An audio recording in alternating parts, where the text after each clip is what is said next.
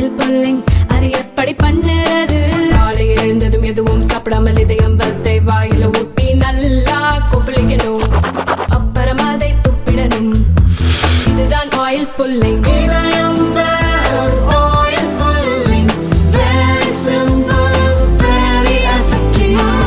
சொல்ல முடியாது.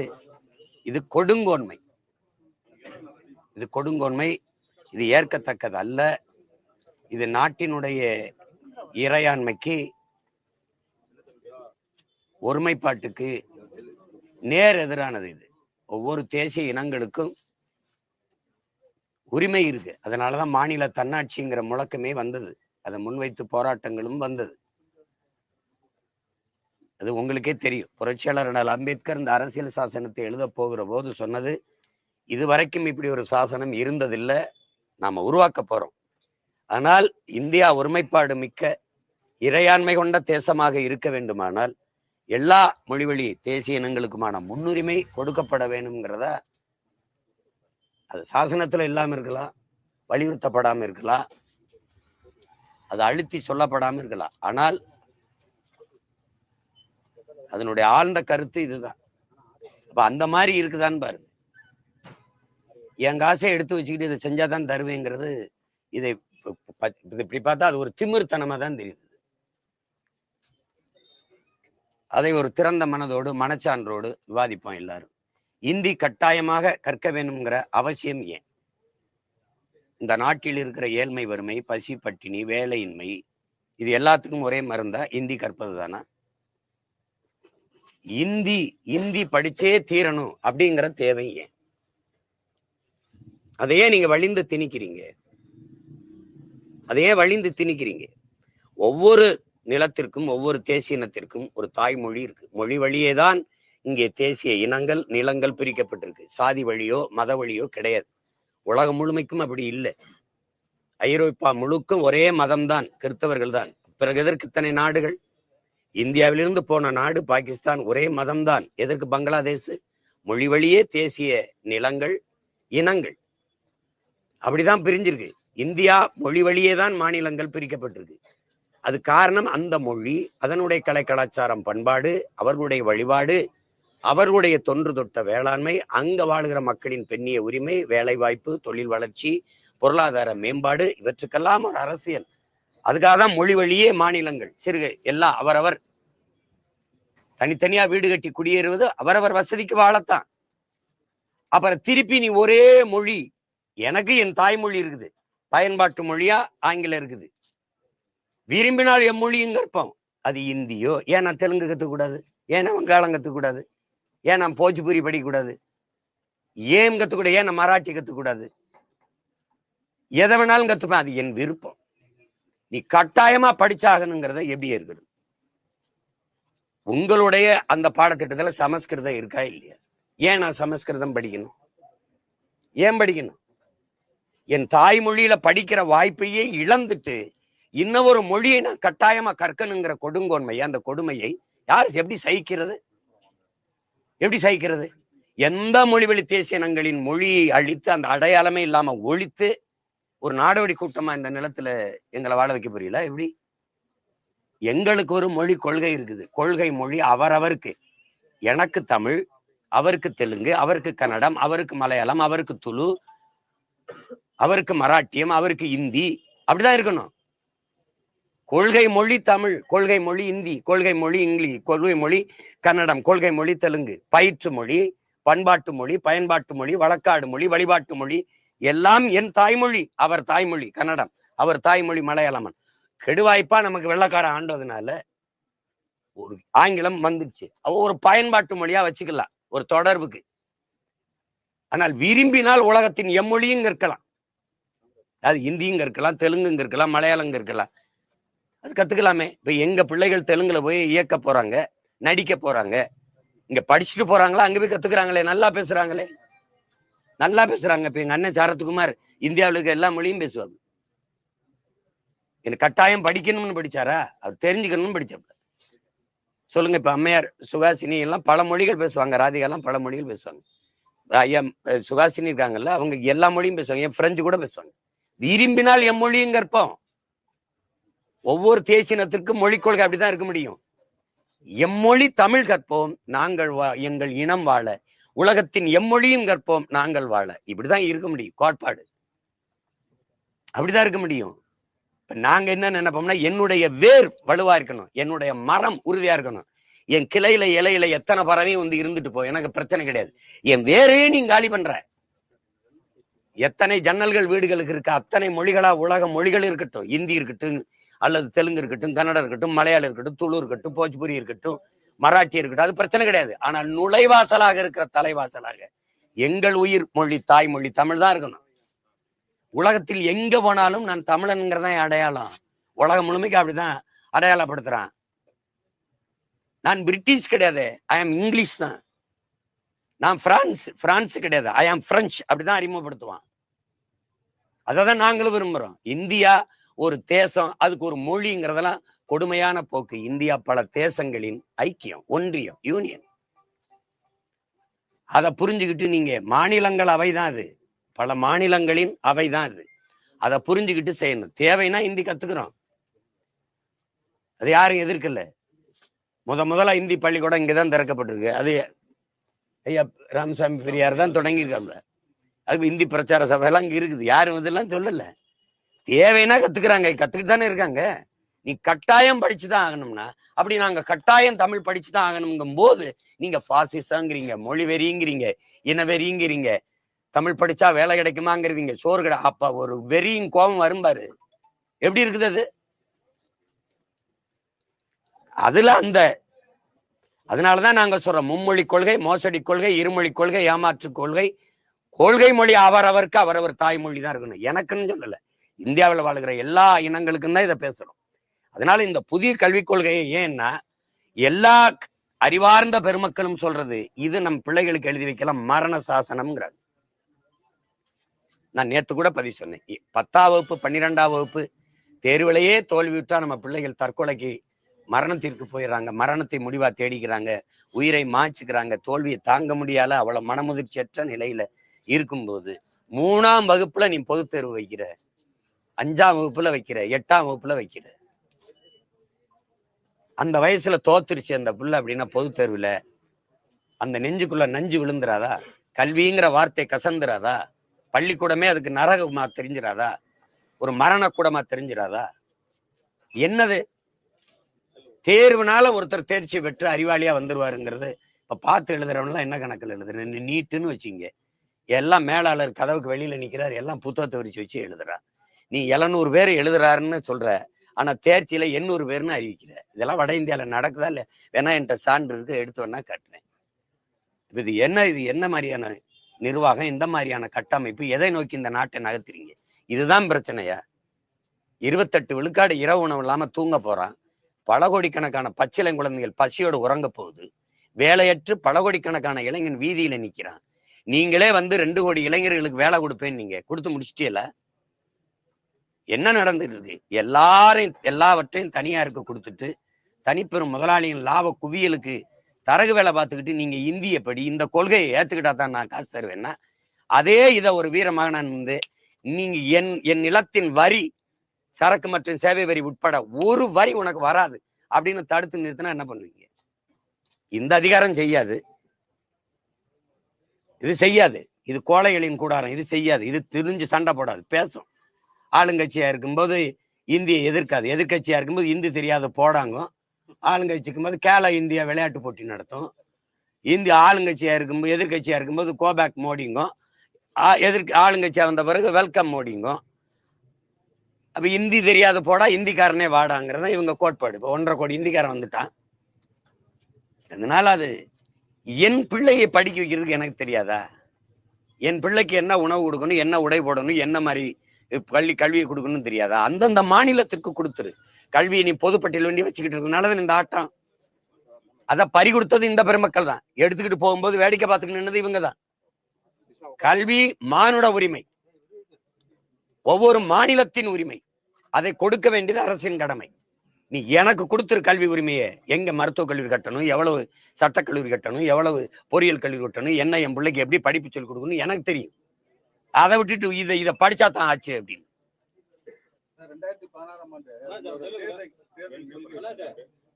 இதே தேசிய கல்விக் கொள்கையை தான் நீங்க வந்து வலியுறுத்துறீங்க. அதாவது பைத்தியக்காரத்தனா நீங்க படிச்சது அப்படி படிச்சிருக்கீங்க, அதுல அது அவர் சொல்லுவாருங்க. அவர் நல்லா படிக்கணும். ஐபிஎஸ் படிச்சு பார்த்ததுல அதுல எழுதியிருக்கு கொள்கை மொழி தமிழ்னு எழுதியிருக்கு. தலைப்பை படிக்கணும். இப்ப நான் சொன்னதான் எழுதியிருக்கேன். கொள்கை மொழி தமிழ், பயன்பாட்டு மொழி ஆங்கிலம், கட்டாய பாடமொழின்னு போட்டிருக்கேன். அதை கட்டாயமா படிக்க வைப்போம். உலகின் எல்லா மொழிகளும் விருப்ப மொழிகள், விரும்பினால் கற்போம், இந்தி உட்படன்னு போட்டிருக்கேன். எழுதுன வேணாம் தானே.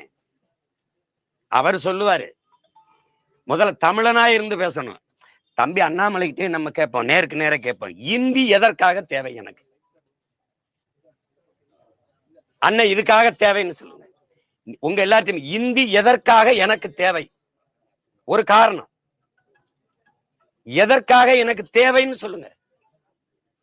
தேச ஒற்றுமைக்கா? இந்திய படிச்சாதான் தேசம் ஒற்றுமையா இருக்கும்னா, என் மொழியை கொன்னுட்டு எங்க அம்மாவை கொன்னுட்டு உங்க அம்மா அம்மான்னு சொல்றதான் தேசப்பற்றுனா? இது மாதிரி ஒரு தேச துரோகம் உலகத்துல இருக்க. அப்படி என்ன எனக்கு தேச வேண்டி கிடக்கு சொல்லுங்க. இந்த நாடு நாடாவதற்கு முன்பே நிலைத்து வாழக்கூடிய மகன் நான். அது அண்ணாமலைக்கு தெரிஞ்சிருக்கணும். ஒரு தமிழனா இருந்தா உணர்ந்திருக்கணும் நீன வரலாறு. இந்த நாடு நாடாவதற்கு முன்பே பூர்வீகுடி மக்கள் நாங்கள். இந்த நிலப்பரப்பு முழுதும் பரவி வாழ்ந்தவர்கள், தமிழை தாய்மொழியாக கொண்ட நாகர்கள். நான் சொல்லல, அரசியல் ஆசான் அண்ணல் அம்பேத்கர். தெற்காசிய முழுமைக்கும் பரவி வாழ்ந்தவர்கள் தமிழர்கள். ஹார்வர்ட் பல்கலைக்கழக பேராசிரியர்கள் ரிச்சர்ட் மார்டினும் டோனி ஜோசப்பும். நம்ம சொன்னா கூட பரவாயில்ல, பெரிய பெரிய மேதைகள் சொல்றாங்க. என் மொழியை நீ வந்து அப்படி சாதாரணமா இந்தி எதற்கு கத்துக்கணும்? இதுக்காக கத்துக்கணும். தேவைன்னா கத்துக்கிறோம். ஏன் இந்தி மட்டும் படிக்கணும்?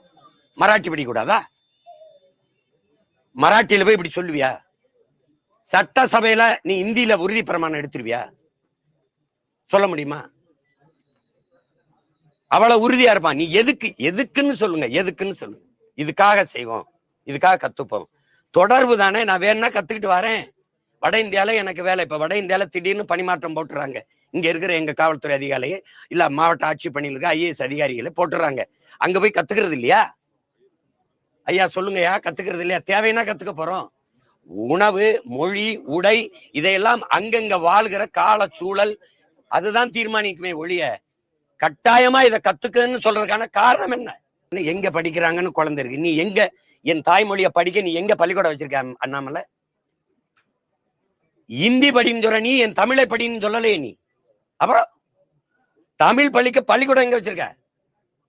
பள்ளிக்கூடமா வச்சிருக்கியா, சுடுகாடா வச்சிருக்கியா? என்ன கேள்வி வைக்கிறியா? அதிகாரத்தை ஓம் பிள்ளை எங்க படிக்குது? இந்த நாட்டில் இருக்கிற அமைச்சர் பெருமக்கள், சட்டமன்ற உறுப்பினர், பாராளுமன்ற உறுப்பினர் ஒருத்தர் பிள்ளை அரசு பள்ளிக்கூடம் படிக்க ஏன்? கேவலமா இருக்கு. பள்ளிக்கூடம் அல்ல, சுடுகாடா இருக்கு.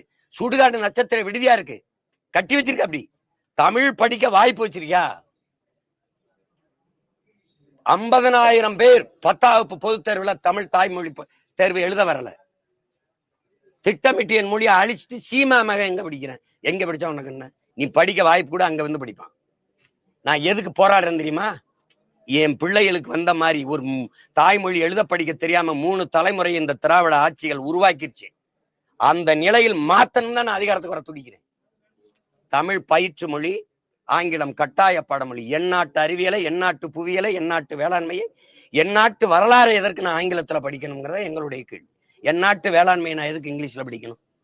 கத்தரிக்காய் வெண்டைக்காய் எப்படி விளைய வைக்கிறதுன்னு அமெரிக்கா ஆசிரியர்கள் போய் நாட போறேன்னா, இங்கிலாந்துல போய் நாட போறேன்னா, என் நாட்டு வேளாண் கல்வி எதுக்கு நான் இங்கிலீஷ்ல படிக்கணும்? இதுதான் எங்கள் கேள்வி. தமிழ் பயிற்று மொழி, ஆங்கிலம் கட்டாய பாடமொழி, உலகத்தின் எல்லா மொழிகளும் விருப்ப மொழி.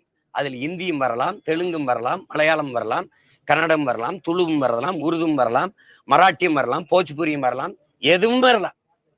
அது என் பிள்ளைய விரும்பணும். ஐயா நான் அங்க போறேன், அந்த இடத்துல வேலை வருது, எனக்கு பிரான்ஸ்ல வேலை வருது, எனக்கு வட இந்தியால வேலை வருது, ஹிந்தி தெரிஞ்சுக்கிட்டா நல்லதா இருக்கும் அப்படின்னு. இந்தி தெரிஞ்சால்தான் நீங்க இந்த நாட்டுல வாழ முடியும், இந்தி தெரிஞ்சால்தான் இந்த நாட்டின் குடிமக்கள் அப்படின்னு சொல்றது இருக்குல்ல, அதை ஏற்க முடியாது. ஸ்டாலின் வந்து தமிழகத்துல சிறப்பான ஆட்சி நடக்குது, பாக்குறவங்க கண்ணுல தான் குறைபாடு இருக்கு, தன்னை எல்லாரும் அப்பான்னு அழைக்கிறாங்க அப்படின்னு குறிப்பிட்டிருக்காரு. அப்பான்னா இப்படி பண்ணிட்டீங்களப்பா அப்படின்னு சொல்லியிருப்பாங்க. அவரை தவிர அவர் கட்சிக்காரரை தவிர யாரையாவது ஒருவரை நல்லாட்சி நடக்குதுன்னு சொல்லுங்க. மாண்புமிக்க தமிழக முதல்வர் சட்டசபையில பேசினதற்கு 1 லட்சம் போராட்டங்களுக்கு நாங்க அனுமதி கொடுத்திருக்கோம் 3 ஆண்டுகள்னு. உங்களுக்கு யாருங்க ஐயா இருக்கா? இல்ல எடுத்துக்காட்டவா? பேசுனது இருக்கு. 1 லட்சம் போராட்டங்கள், 1 லட்சம் பிரச்சனைகளை இந்த 3 ஆண்டுகளில் இந்த மக்களுக்கு கொடுத்துருக்குது. இது நல்ல ஆட்சினா உங்களுக்கு எல்லாம் மனசாட்சி இருக்கான்னு சொல்லுங்க. 1 லட்சம் போராட்டங்கள், அது கூட எண்ணிக்கையில குறைவா இருக்கலாம். இன்னைக்கும் போராட்டம் நடக்குது. ஒவ்வொரு மக்களும் தெருவுல என் வீடை இடிக்கிறாங்க, கரூர் போறாமா, பெருந்துறை போறாமா, ஓடியா அந்த மக்கள் நாங்க குடியிருக்கிற வீடை இடிக்கிறாங்க. கேட்டா ஆக்கிரமிப்பு. அரசு ஆக்கிரமிச்சா சட்டம், அப்பாவி மக்கள் அவங்க ஆக்கிரமிச்சா குற்றம். இதெல்லாம் என்ன ஆக்கிரமிப்பு? என்ன ஆக்கிரமிப்பு?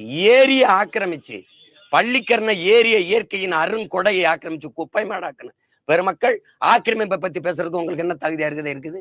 என்ன இருக்குது? அரசு கட்டிடங்கள், நீதிமன்றங்கள், பல இடங்கள் எல்லாமே நீர்நிலைகளை ஆக்கிரமிச்சு கட்டினதுதான். நல்ல ஆட்சினா அவரை தவிர இந்த நாட்டுல யாருமே சொன்னாதான் கேட்கிறேன். நல்லாட்சி என்று சொல்லுகிற பெருமக்களே, உங்களுக்கு இருக்கா மனசாட்சின்னு தான் நான் கேட்கிறேன்.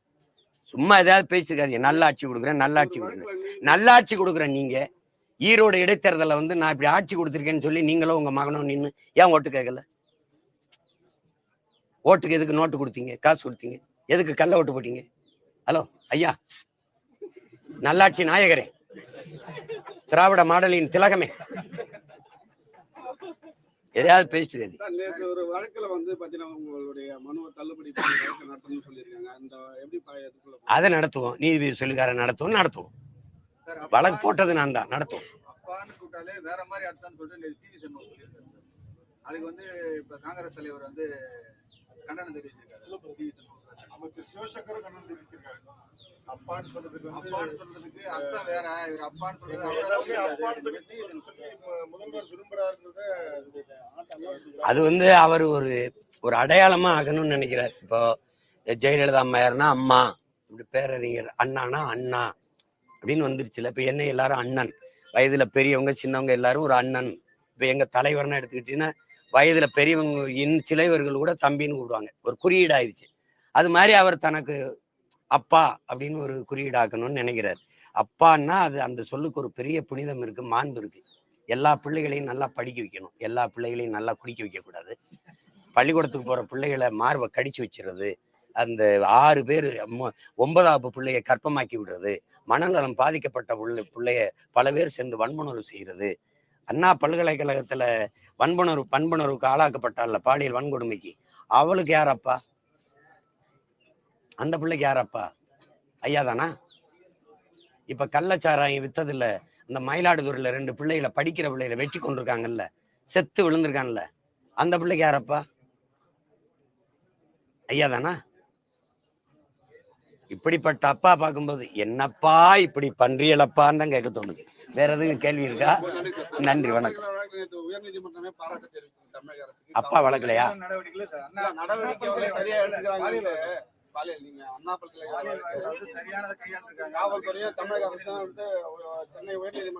நடவடிக்கை நான் உங்ககிட்ட கேட்கிறேன்.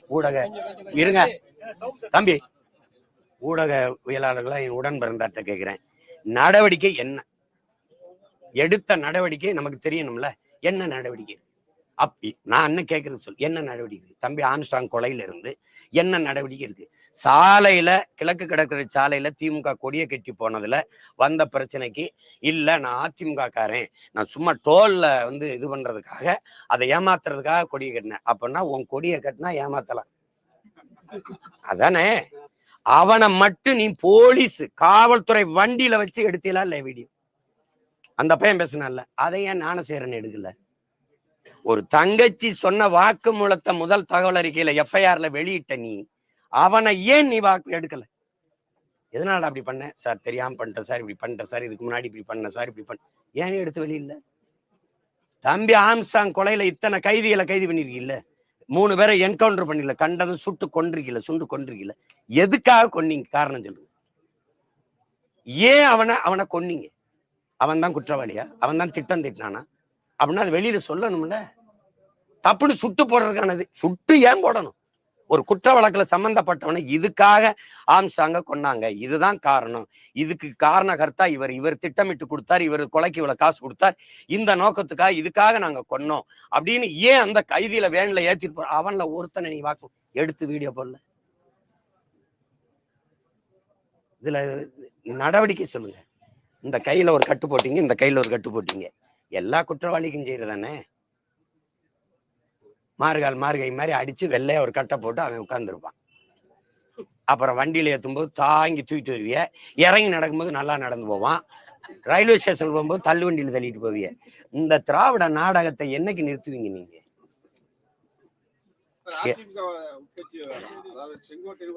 நீங்களே சொல்லிட்டீங்க உட்கட்சி விவகாரம். எத்தனை விவகாரம் ஒரு கட்சிக்கு இருந்தாலும் நாட்டுக்கும் மக்களுக்கும் பிரச்சனை என்ன? அதனால பிரச்சனையா பேசுவோம். அது பிரச்சனை இல்லைல்ல, விட்டுருவோம்.